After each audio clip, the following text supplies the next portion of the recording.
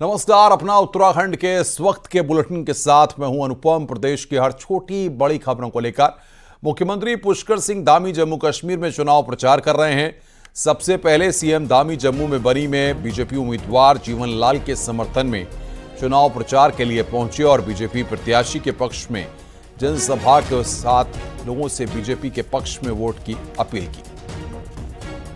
तो बीजेपी प्रत्याशी के पक्ष में प्रचार कर रहे हैं उत्तराखंड के मुख्यमंत्री पुष्कर सिंह धामी, लोगों से बीजेपी के लिए वोट की अपील कर रहे हैं।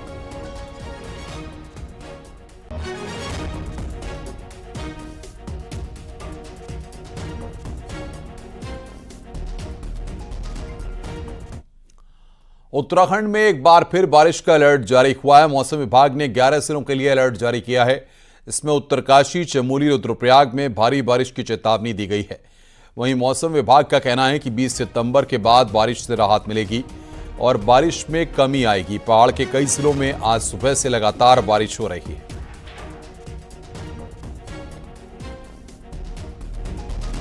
और हैवी रेन की बात करें तो हमारे जो अंदर के डिस्ट्रिक्ट है, जिसमें कि उत्तरकाशी, चमोली या रुद्रप्रयाग है, इनमें संभावना दिखती है। उसके बाद देखेंगे तो एकदम रेनफॉल एक्टिविटी काफ़ी कम हो जाएगी। आइसोलेटेड टाइप एक्टिविटी मिल जाएगी, वो भी बहुत लाइट या लाइट रेंज तक जो है। तो इस तरह की सिचुएशन आप कह सकते हैं कि 22-23 तक वो रहने वाली है। मुताबिक हरिद्वार और उधम सिंह नगर जिले को छोड़कर प्रदेश के सभी 11 जिलों के लिए अलर्ट, जो बारिश का अलर्ट जारी किया गया था, उसके अनुरूप यहां पर पिछले 24 घंटे से रुक रुक कर बारिश का दौर जारी है। अभी तक इस बारिश के चलते पूरे प्रदेश भर में 268 से अधिक सड़कें बंद हैं, जिसके चलते हम कह सकते हैं कि जनजीवन एक तरह से प्रभावित हुआ है। पिछले 24 घंटों में सबसे अधिक बारिश पिथौरागढ़ के थल क्षेत्र में रिकॉर्ड की गई है। करीब 75 मिलीमीटर बारिश वहां पर रिकॉर्ड की गई और इसके बाद नैनीताल वो सेकेंड डिस्ट्रिक्ट है, जहां पर 64 मिलीमीटर यानी कि पिछले 24 घंटों में सर्वाधिक बारिश रिकॉर्ड की गई है। मौसम विभाग ने यात्रियों के साथ ही स्थानीय लोगों को भी हिदायत दी है, उनसे अपील की है कि बारिश के इस मौसम में वो खासकर उन क्षेत्रों की ओर न जाए जहां पर नदी का उफान अधिक हो सकता है या फिर लैंडस्लाइड एक्टिव जो जोन हो सकते हैं। इसी के मद्देनजर फिलहाल केदारनाथ यात्रा भी रोकी गई है, क्योंकि यहां पर पैदल ट्रैक पर रुक रुक कर पहाड़ी से पत्थर गिरने का खतरा बना हुआ है। कैमरा पर्सन दीपक उपाध्याय के साथ सुनील नौप्रभात, न्यूज 18 देहरादून। आगे बढ़ते हैं। रुद्रप्रयाग में देर रात से तेज रुक रुक कर बारिश हो रही है। केदारनाथ धाम सहित पूरी केदार घाटी लगातार बारिश हो रही है। बारिश के बीच सुबह से ही श्रद्धालुओं के आने जाने का सिलसिला जारी है। वहीं सोनप्रयाग में केदार धाम के लिए जाने वाले श्रद्धालुओं की खासी भीड़ देखने को मिली। सोनप्रयाग और गौरीकुंड के बीच सड़क पर कई जगह भूस्खलन का खतरा बना हुआ है। ऐसे में सुरक्षा कर्मियों की मौजूदगी में श्रद्धालुओं की आवाजाही कराई जा रही है। उधर बारिश के बीच केदारनाथ धाम के लिए हेली सेवाएं लगातार जारी हैं।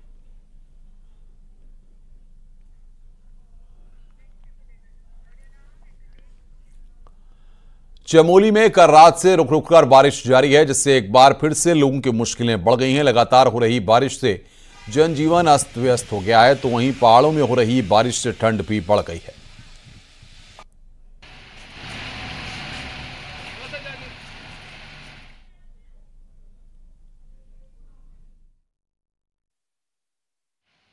देखिए, 14 तारीख के बाद से जो ये बारिश लगातार पड़ रही है, इससे काफ़ी परेशानियां हो रही है। इसके बाद से कटवा पीपल से ऊपर अभी गाड़ियों की आवाजाही उस हिसाब से नहीं हो रही है, और जो सीमांत क्षेत्रों में जो राशन है और अन्य सामान है वो नहीं पहुंच पाते। मौसम खराब होने से फिर थोड़ा सा दिक्कत आ रही है यात्रियों को आने में, और ऊँचे पहाड़ियों में बर्फबारी हो गई है, इससे ठंड भी कुछ ज़्यादा बढ़ गई है। चमोली में बद्रीनाथ नेशनल हाईवे को खोल दिया गया है। चटवा पीपल के पास पहाड़ी से भारी मलबा आने से हाईवे बंद था, जिसे प्रशासन की टीम ने कड़ी मशक्कत के बाद खोला है। हाईवे अभी खुला हुआ है, लेकिन पहाड़ी से भूस्खलन का खतरा अभी भी बना हुआ है, क्योंकि चटवा पीपल के पास हल्की सी बारिश में भी पहाड़ी से भारी मलबा सड़क पर आ रहा है।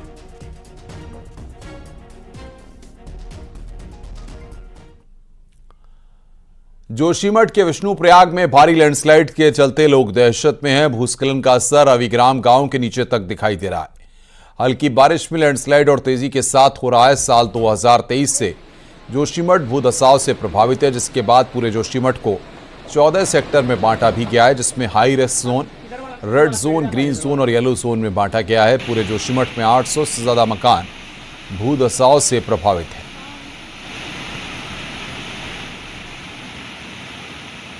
पिछले 4 दिनों से जोशीमठ के ठीक नीचे विष्णुप्रयाग के सामने होलीगंगा पर बड़ा भूस्खलन हो रहा है और ये भूस्खलन के कारण बहुत सारे लगभग तकरीबन 15 से 20 पेड़ नदी में समा चुके हैं अभी तक और आगे भी इसके बढ़ने की पूरी आशंका है, क्योंकि जो ज़मीन है वो लगातार नीचे की ओर बहती जा रही है और विष्णुप्रयाग से मारवाड़ी पुल के बीच में ऐसे कम से कम 8 से 10 स्थान हैं जहां भूस्खलन लगातार होता रहा है।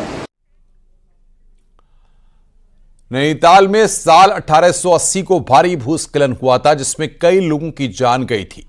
हादसे को आज 144 साल पूरे हो रहे हैं, लेकिन शहर पर 144 सालों के बाद भी संकट अभी भी बरकरार है।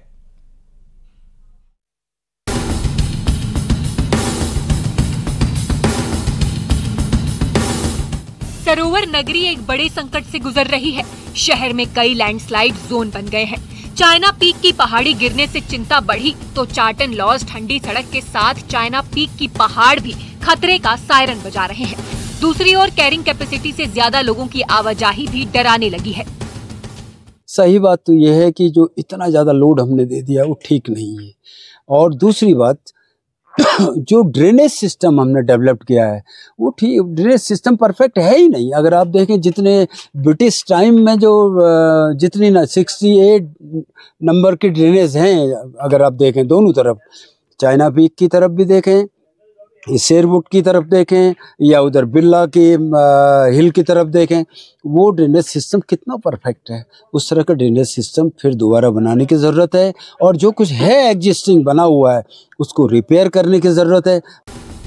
नैनीताल शहर ने कई उतार चढ़ाव देखे हैं। साल 1867 में भूकंप का झटका मिला तो साल 1880 में भारी भूस्खलन में 151 लोगों को अपनी जान तक गंवानी पड़ी, जिसके बाद शहर को सुरक्षित रखने के लिए अंग्रेजों ने 64 नालों का निर्माण किया, जो अब बर्बाद हो चुके हैं। वहीं ग्रीन जोन में मकान बनने से तबाही का खतरा और बढ़ रहा है। ऐसे में प्रशासन के सामने भी शहर को बचाने की चुनौती है। चाइना पीक है, चार्टन लॉज है, कृष्णापुर का क्षेत्र है, बलिया नाला, ठंडी सड़क, ये सभी क्षेत्रों में पिछले दिनों काफ़ी लैंडस्लाइड की घटनाएं सामने आई और काफ़ी कुछ एरियाज़ में पहले से डीपीआर इत्यादि का प्रिपरेशन हो गया, उसमें काम चल रहे हैं। बलिया नाला में काफ़ी तीव्र गति से काम चल रहा है। उसमें जो छूटे हुए एरिया हैं उनमें भी उनको भी टेकअप करा जा रहा है।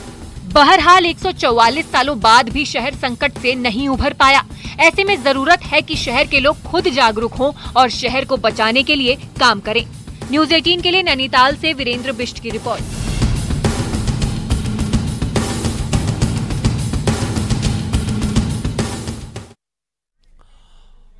और सीधे आपको जम्मू कश्मीर ले चलते हैं। वहां पर उत्तराखंड के मुख्यमंत्री पुष्कर सिंह धामी संबोधित कर रहे हैं। और देश के अंदर बहुत कम ऐसे राजनेता हैं जो जितना बोलते हैं उतना करते हैं। ऐसे हैं हमारे डॉक्टर जितेंद्र सिंह जी, भारत सरकार के मंत्री। आदरणीय जितेंद्र सिंह जी और आप सबके प्रत्याशी जिनको भारतीय जनता पार्टी ने, नरेंद्र मोदी जी ने, केंद्रीय संसदीय बोर्ड ने आप सबके बीच में विधानसभा का प्रत्याशी बनाकर आप सबकी सेवा के लिए आप सबके बीच में भेजा है। अभी जब वो बोल रहे थे तो बहुत सारी बातें जो उन्होंने 2.5 साल में करी हैं, उन सबको आगे बढ़ाने का उनके मन में एक तीव्र इच्छा है। ऐसे हमारे प्रत्याशी भाई जीवनलाल जी, जिला प्रभारी जनवीर सिंह जी, अजय वीरपाल जी, प्रवासी प्रभारी उत्तम चंद जी, राजेश्वर सिंह जी, रीता देवी जी, डीडीसी मेंबर, अब्दुल्ला खान जी, मेलाराम जी, मनसाराम जी, मिल्खी राम जी, आशीष संघी जी, मदनलाल जौहरा जी, रविंद्रपुरी जी, मोतीराम जी, गोस्वामी जी, जो हमारे बार बार जब हम लोगों का जोश कुछ ठंडा हो रहा है तो बीच में हम सब में जोश भरने के लिए आ रहे हैं। ऐसे उत्तम चंद जी और यहाँ पर पधारे मेरे सभी बड़े बुजुर्ग, सभी उपस्थित माताएं, बहनें और मेरे सभी नौजवान साथियों, उपस्थित पत्रकार मित्रों, छायाकार बंधुओं, मैं बनी की इस विशाल जनसभा में आप सबका देवभूमि उत्तराखंड के मुख्य सेवक के नाते मैं आप सबका अपनी ओर से स्वागत करता हूं, आप सबका अभिनंदन करता हूं। और आज आप सबके बीच में आकर ऐसा लग ही नहीं रहा है, जैसा लग रहा है मुझे कि उत्तराखंड का ही हमारा कोई ऐसा स्थान है जहां मैं पहली बार आया हूं। मुझे गर्व का अनुभव हो रहा है। यह भूमि इतिहास, संस्कृति और बलिदान की अद्वितीय कहानियां अपने में समेटे हुई है। ऐसी वीर धरा को मैं दोनों हाथ जोड़कर प्रणाम करता हूं, नमन करता हूं। भाइयों बहनों, आज हम एक ऐतिहासिक समय के साक्षी बन रहे हैं, जब जम्मू कश्मीर में आज एक नया अध्याय लिखा जा रहा है। जब मैं आप सबके बीच में आज आप सबसे संवाद कर रहा हूं, आज पहले चरण का मतदान भी जम्मू और कश्मीर के अंदर हो रहा है और जिस प्रकार से लोगों का एक हुजूम आज मतदान करने के लिए निकल रहा है, यह लोकतंत्र के प्रति जम्मू और कश्मीर के लोगों की कितनी आस्था है, कितना विश्वास है।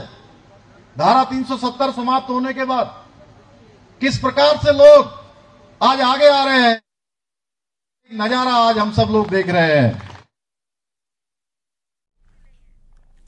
तो मुख्यमंत्री पुष्कर धामी को आप सुन रहे थे, जो कि जम्मू कश्मीर में चुनावी जनसभा को संबोधित कर रहे थे। आगे बढ़ते हैं। राहुल गांधी को लेकर बीजेपी के अलग अलग नेता हमलावर हैं। अब बीजेपी विधायक दिलीप रावत ने कहा है कि आतंकियों का साथ देने वाले राहुल गांधी भी आतंकवादी हैं और जो आतंकवादियों का सहयोग करेगा उसे आतंकवादी ही समझा जाएगा।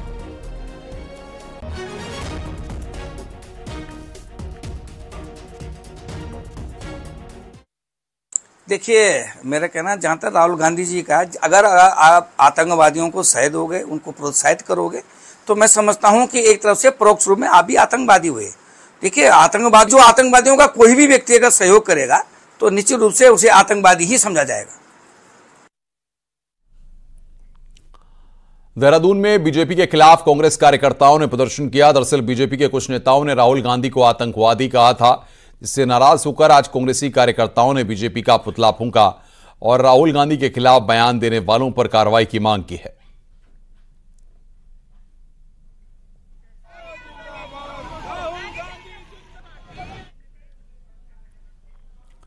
देहरादून में राष्ट्रीय मजदूर कांग्रेस यानी इंटेक ने प्रदेश में संविदा कर्मचारियों के नियमितीकरण, नई भर्तियों, पुरानी पेंशन बहाली के साथ कई मांग को लेकर प्रदर्शन किया।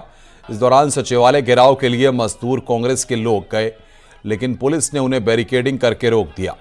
वहीं इंटेक के प्रदेश अध्यक्ष ने मांग पूरी नहीं होने पर उग्र आंदोलन की चेतावनी दी है।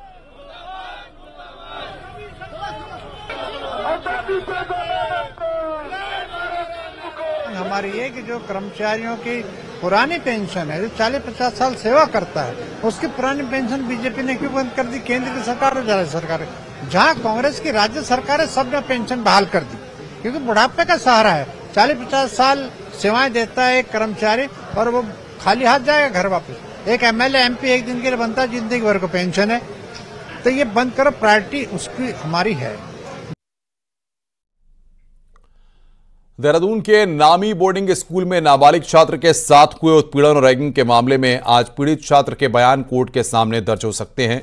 वहीं मंगलवार को पुलिस ने बयान दर्ज किए थे। आपको बता दें कि असम के रहने वाले छात्र ने 0 एफआईआर दर्ज कराई थी, जिसमें पॉक्सो एक्ट में केस दर्ज हुआ था।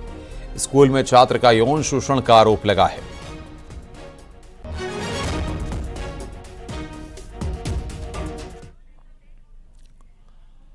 आगे बढ़ते हैं। रुद्रप्रयाग से खबर आ रही है, जहां पर केदारनाथ पैदल ट्रैक की एक्सक्लूसिव तस्वीर सामने आई। पैदल ट्रैक पर फिर से ट्रैक्टर दौड़ने लगे हैं। तस्वीरें भले ही बेहद रोमांचित करने वाली हों, लेकिन जरा सोचिए, पहाड़ों के बीच ढलानदार और उबड़ खाबड़ रास्तों पर ट्रैक्टर की सवारी कितनी जोखिम भरी हो सकती है। वैसे तो पहले भी कई बार केदारनाथ पैदल रास्ते पर ट्रैक्टर चलते दिखे हैं, लेकिन इस बार ये तस्वीरें इसलिए परेशान करने वाली हैं क्योंकि जुलाई में आपदा के चलते पैदल रास्ते जगह जगह टूट गए थे। फिलहाल पैदल मार्ग को आने जाने के लिए तैयार किया गया है और लोगों के साथ घोड़े खच्चरों की आवाजाही हो रही है। लेकिन अचानक ही इस पैदल रास्ते पर ट्रैक्टर चलने लगे तो उसे देखकर हर कोई हैरान है।